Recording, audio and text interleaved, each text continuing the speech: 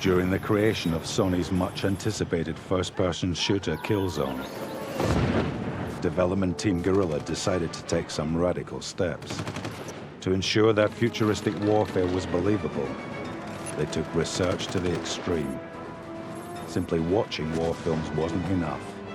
The team had to feel and experience combat for real. Step forward one commando, a group of ex-military hardmen and experts in warfare simulation. Amongst the best in their field, they've created countless crisis scenarios used to train top military units and SWAT teams. One commando's brief was simple: create a hellish war zone that was crawling with the game's enemy soldiers, the ruthless and deadly Hellgast. The objective of this exercise began as research, but quickly became one of survival.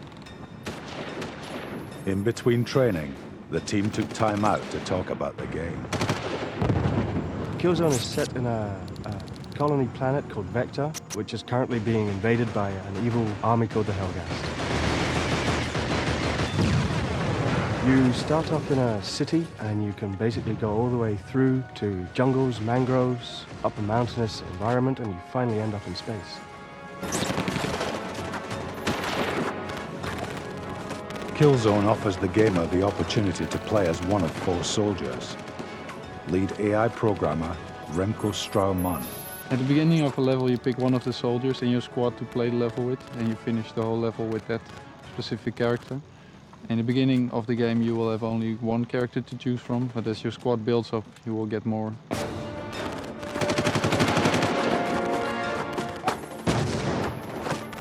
You can play 4 different distinct character types: ISA Commando, a heavy weapons guy, a spy character, and also a stealth character.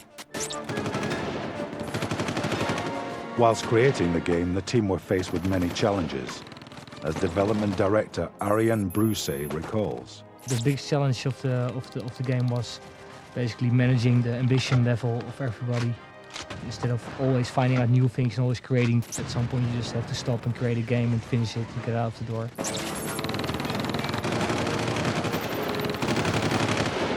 Killzone is incredibly cinematic, as lead artist Jan Bart van Beek explains.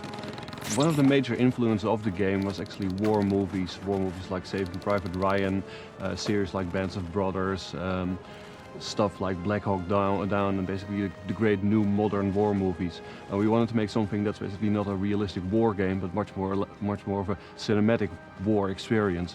We wanted to have a very immersive feel to the whole game, and one of the things we felt could really add to the immersiveness was basically the real tactility of a gun, so that if you reloaded a gun, it would properly move and all the cocks and slides and bolts would work like a real weapon would work. So you would actually feel that it was a real weapon, and actually the reload animation had a certain purpose and a certain length, and it actually felt like a real weapon.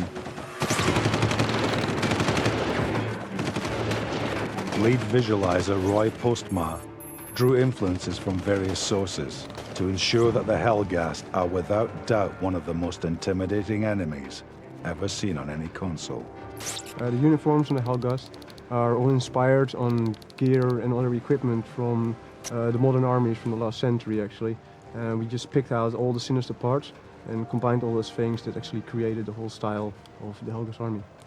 The overall look of the game, actually the whole world, we pieced it together from like interesting battles that happened in the last century, everything that was really intense in battles, in battlefields. We actually collected all those things. You can think of like Stalingrad, Vietnam, Mogadishu, the City Slim fight, and all these things we collected. And then we wanted to put this total devastation of like World War I, the Battle of the Somme.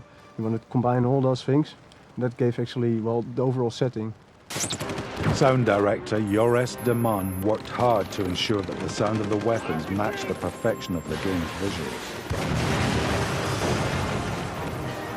With the gun sounds, we really wanted to create big, impressive sounds because we wanted the sound of the guns to be really gratifying when you fire them. And so a lot of the sound in the game sort of goes for what I call hyper-realism, is where we create sounds that are actually bigger sounding than the actual gun would sound in real life, but really sort of add to the whole feeling of the gun.